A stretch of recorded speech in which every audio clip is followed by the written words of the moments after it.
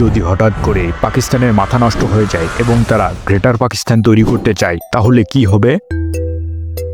প্রথমেই তারা তাদের চিরশত্রু ভারতকে আক্রমণ করবে। ভারত কিছু বুঝে ওঠার আগেই পাকিস্তান ভারতের কিছু অংশ দখল করে নেবে। কিন্তু এখন ভারত রেগে গিয়ে সেনা, নৌ ও বিমান বাহিনী মিলে একত্রে আক্রমণ শুরু করবে। এখন পাকিস্তান চীন ও আমেরিকার কাছে সাহায্য চাইবে। আমেরিকা সাহায্যের জন্য সমুদ্রপথে নৌবহর পাঠাবে, কিন্তু চীন সাহায্যের জন্য এগিয়ে আসবে না। এইসব দেখে ভারত রাশিয়া, ইরান ও আফগানিস্তানের কাছে সাহায্য চাইবে। রাশিয়া সাহায্যের জন্য সমুদ্রপথে নৌবহর পাঠাবে। এদিকে আফগানিস্তান পশ্চিম দিক থেকে আক্রমণ শুরু করবে। পাকিস্তান আমেরিকার বন্ধু, তাই ইরানও আক্রমণ শুরু করবে। শুরু হবে এক বিশাল যুদ্ধ।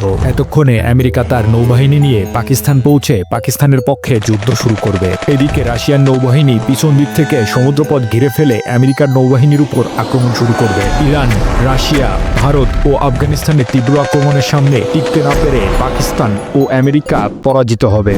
যদি হঠাৎ করে বাংলাদেশ এবং তুরস্ক নিজেদের জায়গা পরিবর্তন করে তাহলে কি হবে?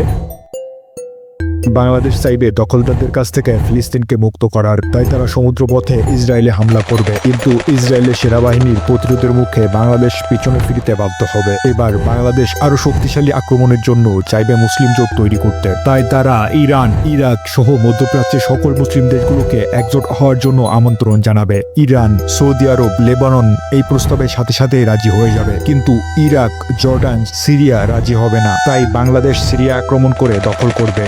এদিকে ইরান ইরাকে আক্রমণ করবে। প্রথমে ইরাক প্রতিরোধ করার চেষ্টা করলেও শেষ পর্যন্ত পরাজিত হবে।